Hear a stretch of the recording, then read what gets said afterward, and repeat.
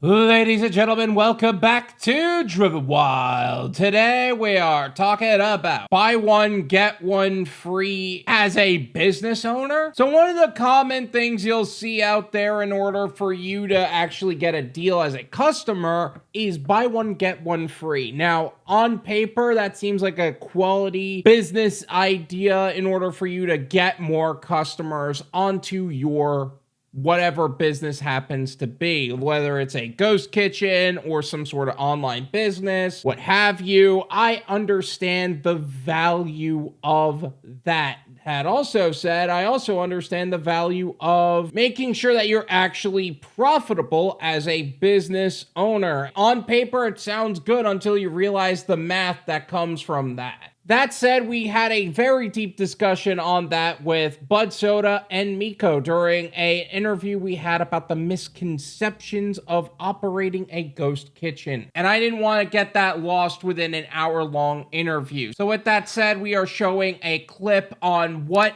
took place during that interview, some of the misconceptions that come with a buy one get one free deal, and everything in between. But before we do that, let's go over a quick disclaimer. The content of this video does not contain, is never intended to be, legal, business, financial, tax, or health advice of any kind. This video is for entertainment purposes only. It is advised that you conduct your own research and consult qualified professionals before applying anything you find online. I also want to be clear that everything we're going to be going over is very market to market and case by case, and what applies to me and my market may not apply to you. So with that said, let's get started. Yeah, I was always a fan of like text message kind of marketing because then I get in the text preview. If it's something that interests me, I'm going to click on it, and then it's going to make me likely to go, you know, complete that transaction, either go to the actual place or make an order. And I always like a deal. So, you say, hey, today only buy one, get one 50% off, custom tees or whatever it is that you're trying to propagate at the time. I always like that. The fact that these platforms make it harder stinks, but getting them over to your space is very, very important. So that way, when let's say you put it on a DoorDash bag, here's my Squarespace, you get to save X amount of money, over a food platform order, you can look up the rough average percentage or calculate it out and get them to put in their information that way, and you can campaign to them much, much easier. Yeah, email probably in this day and age is going to get ignored, but a text message campaign might not be.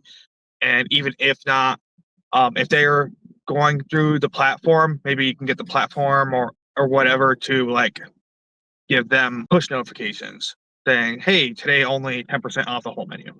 So I think that's a great way to market. What do you think, Mico? Because I've seen the food trucks and stuff here do that. Yeah, if you're able to afford to give discounts, I know, let's just say I love discounts, I love saving money, I love buy one, get one free. However, that's great on the customer side, but when you become the owner, when it's your business, it's totally different, totally different. And I didn't understand that until I became the owner. So I know, let's just go back to the apps real quick. I know when I had to do certain promotions on Doordash and UberEats, it ate up my marketing money because if you wanted to do special promotions for the customers so you could bring customers in to like buy your product, I mean, they take it out of your earnings and you're paying for that. So whether it's buy one, get one free, spend $20 and get free delivery, whatever you promote on the gig apps, they're taking it from the back end. And by the time you do all this promotion, your weekly earnings from them plus the 30%, you be lucky if you get $3 or $5. And I'm not joking. Let me just say, whoever's watching this right now, and you're a ghost kitchen or a food truck or trailer, or you're just a small mom and pop, do not, I know you want people to grab your items and buy your items. It's so much cheaper to promote on your own, like social media for free, than to do promotional items on the gig apps because they take it out of your earnings. And by the time you get paid on that Monday, you're not going to have any earnings because all of that went to the promotions that you did. So, Don't promote on the gig apps. yeah. Okay, so instead of pushing it through DoorDash, Uber, Grubhub, like it costs you a lot more money to do buy one get one or 10% off or whatever, $20 no delivery fee because it chews at your earnings to them. You can instead go through social media if they're already loyal customers and they probably follow you, and you're gonna obviously put that marketing on your packaging when you get them delivered. You get them to come to say Square for your example, and you can promote through that, which costs you much less money, and get them to order. Hey, save get the buy one get one free if you pick up through our website instead, which costs you a ton less money, and you still make a lot better margin versus the app taking 30% on top of that. Well, it depends.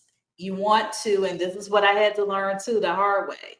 You want to take a product that doesn't cost you much. So if it's food related, you have to pick out something that's a lesser cost to make. So if fries are the cheapest thing on your menu, you probably want to do buy one get one free fries. Now that may work for someone who have kids. If you got 2 to 4 kids and it's buy one get one free fries, that works for that person. But if I'm the person coming in and it's just me, I may not want the buy one get one free fries. You want to choose items that are kind of, I don't want to say pennies to make, but cost the cheapest, because still, even though it's still lesser of you doing it that way, you don't want to do too many buy one get one frees or too many discounts. Yeah, you make something a loss leader that getting started, because you make something that's going to be your loss leader. It's going to mitigate.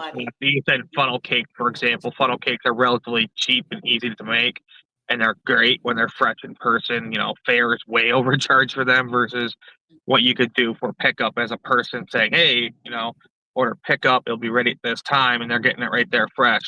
And that's a great way to get people in versus your expensive beverages that have those expensive syrups you were talking about that are like $20 to $40 a bottle for those pump bottles, and they're very expensive versus something that you could do much cheaper. I mean, it depends on the cost of eggs, but that price is coming down, thank goodness. But like, you get what I mean. Also, I was just cleaning up and I had threw a bunch of reward cards away. I had these reward cards for both beverages and donuts, so, or pastries. So if you bought a donut or if you bought like a funnel cake, every time you come in, you bring that card back and I will punch it.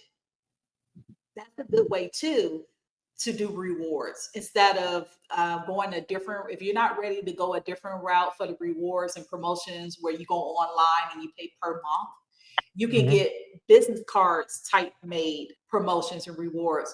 And you give out one on the free, you punch one, the item that they purchase, and then you give it to them. Now it's up to the customer to bring it back. But you don't want to have it like I had even the different punchers. They were like different types, different styles of punches. So you can go and get, because you know how we are. You'll punch the card and be like, oh, okay, well, I got 5. I'm trading it in for my donut or funnel cake or whatever. So you, whoever is watching this, what you can do if you really on the budget and you don't have a lot of money, you can go and get business cards made. Come up with a creative idea of like buy 5 and get the last one for free, or buy 3, or whatever it is. And I had one for beverages. And I had one for the donuts. Both places here are 6 to 12. Usually 10 is the median. That I typically see for regional or smaller chains around here that have maybe at least 2-3 shops, and they tend to do it that way. But that gets you to return in person, and you're going to be loyal to them. Oh, I get my free donut today, or I get my free coffee today. But you're going to buy that other thing anyway. That's where you make money, and it's a great loss leader, very cheap, very efficient, like you're saying, to do. I love that idea. Do a punch card. If you can get that person in there in person, it's going to make them come back. And then if they are ordering online, hopefully they're going through your website, so it mitigates cost. and you Like can by their app, yeah. yeah, you know, if it's through the gig app, so be it. But like, don't think of your No. business on gig business. But No, like, I meant like your app. Like if you're designing your app with your loyalty program, that was actually something that yeah. yeah. Okay.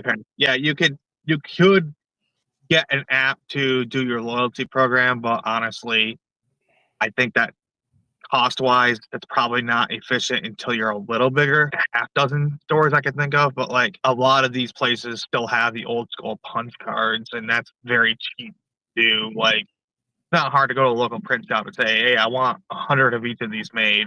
You know, Mhm. how much can you help me with?" The print shop down here was surprisingly cheap. Like, what used to be the UPS store across here is now Buffalo Wild Wing.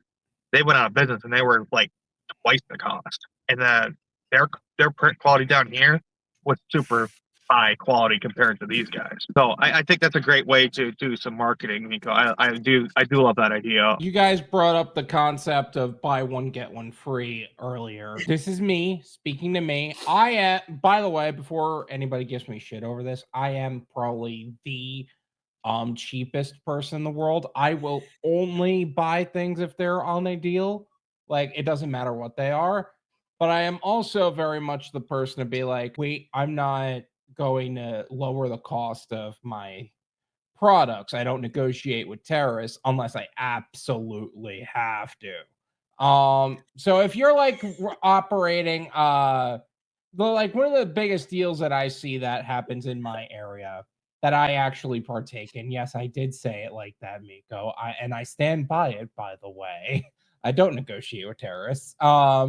That also said, I make sure that like one of the things like I'm always there for when my local Publix gets overstocked on Cheez-Its. And what they do is that they are like 2 for $6, 2 for buy one, get one, etc. That's when I'll buy. I will not touch it otherwise because they'll get overstocked. And what do? They like then they'll allow the buy one, get one.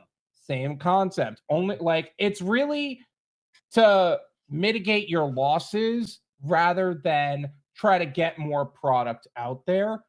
So in the mind of the customer, they're getting a good deal from a restaurant that actually does really good deals and they make money, et cetera, et cetera. But in your mind, you're just trying not to waste the garlic bread dough that's a little too close to being expired. A lot of ghost kitchens have the idea where they just do things that are quick and efficient and a lot of pre-made things. So if it's like a week of expiration and it's good for a month, the Which last is week you're why I going to try don't to, think yeah, that buy one get one is going to be good for a ghost kitchen because they're not typically, and maybe I'm wrong. Maybe there's something I'm not seeing about this. If you're dealing with ghost kitchens and you're dealing with products that aren't as perishable as the potatoes you just peeled or whatever is like coming close to the expiration date in the back, maybe don't push the buy one get one if you don't have to. But again, that's me. I don't negotiate with terrorists, and I am a very big proponent of my price is my price, and that's the end of it. what do you say to that, Mico? So, It- it's a heavy term. I'm sorry. I well, get that. If you want to see the full video of us going over some of the misconceptions of operating a ghost kitchen and other business strategies, the original video is going to be in the description. Feel free to check that out. And make sure you catch Budsoda and I on live streams on Tuesdays at 9 p.m. Eastern Standard Time. We are excited and looking forward to helping you make the most amount of money in the least amount of time and in the safest possible way. Thank you so much for watching. I really appreciate it. As always, make sure to hit the like button, subscribe if you're new, and I'll see you guys next time.